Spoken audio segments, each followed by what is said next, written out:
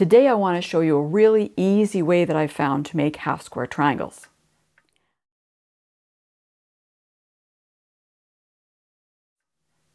Hi, I'm Kim Jamieson-Hirst at Chatterbox Quilts, and before we get into the half-square triangle details, I'd love it if you subscribe to my channel and be sure to hit the bell so you'll be notified the next time I release a new video. So I want to show you how to make half-square triangles, and the method I've found and the tool I'm going to be using, it makes two at a time. So this is what you're going to get, and this is what we're going to use. I'm going to be using the half-square triangle template from Martelli, and this is a 4-inch one. It comes in a package with several different sizes, but this is one of the kind of standard sizes that I like to use. So all you need to do is you need to take two pieces of fabric and you need to put them right sides together. Okay, I'm trying to avoid, I have a bit of selvage here, so I want to make sure I avoid that selvage.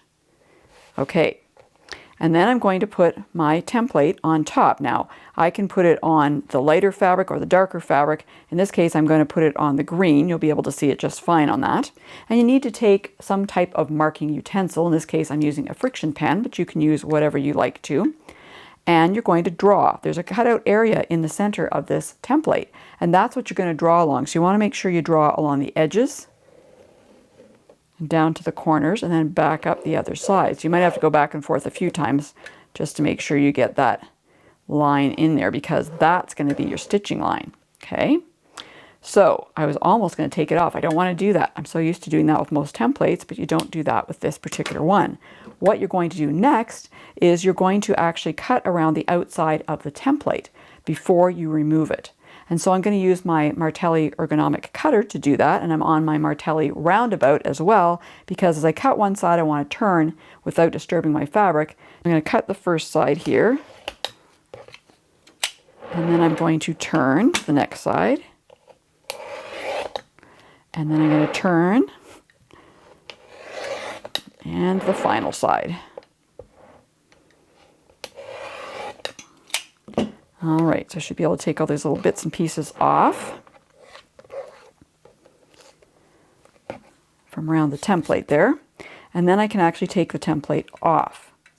Okay, the template actually has a non-stick, or a non-slip, I always call it non-stick, a non-slip surface on the back. It's kind of like chamois, it reminds me of.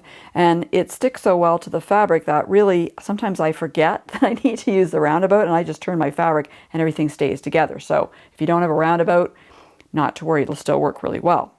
Okay, so I've got my two fabric squares now. I can see the drawn line really well. The next step is to go to the sewing machine and actually stitch on those lines on either side there. And I'm going to do that and come back and show you what that looks like next. So I've stitched along both of those drawn lines, and now I'm ready to cut them apart, and that'll give me those two half-square triangles. So what I want to do is I want to take one of my rulers and use it to cut it apart. And because I'm using these Martelli ones and I can't see through them, what I like to do is I like to line up the point, the top and the bottom of the half-square triangles on one of the lines on the mat I have. Okay, and then I can line up my template, my ruler. Just going to cut that in half. All right. And then I'm going to have two half-square triangles. Now, I'm not done quite yet, of course. I need to press them open, so I'm going to do that. Don't want to press on my cutting mat, right? So I always start by pressing my seams closed. Do that first. Okay, and then I'm going to open them up. And because I have, typically with half-square triangles, you have a dark side, you know, fabric gets darker, which in this case is the green. So I'm going to open that up and I'm going to press towards the green. Okay. Press the other one open. And because I used a friction pen to draw those lines on, when I put the iron on, when that heat gets into them, it takes away those friction lines as well. You probably won't see them in your piecing anyway, but it's always kind of nice if that happens. All right, and to make sure that these stay down really nice and good, I like to use, I should say, some of my Easy Press solution on the high side there. Let that soak in for a moment. And that'll make them lie really nice and flat. And if you want to know a little bit more about how I like to press, I have a video on that, and I'll put a link in the description below so you can see the products I like to use and how I actually like to press. Okay, gets a little hot. Now, you can see I've got these little dog ears, so we need to take those off, and I like to take them off after I've pressed because I can just line my scissors up along that seam and cut with whatever scissors you have. I like to use little embroidery scissors. They're quite sharp. They work pretty well. So we'll just snip off those little dog ears.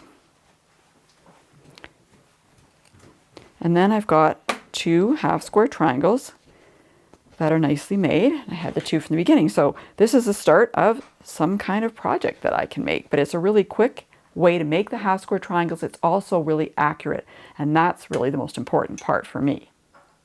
Thanks for watching today's video. I hope you enjoyed it, and if you did, please give it a thumbs up and share it with your quilting friends. And for more helpful quilting information, go to www.chatterboxquilts.com.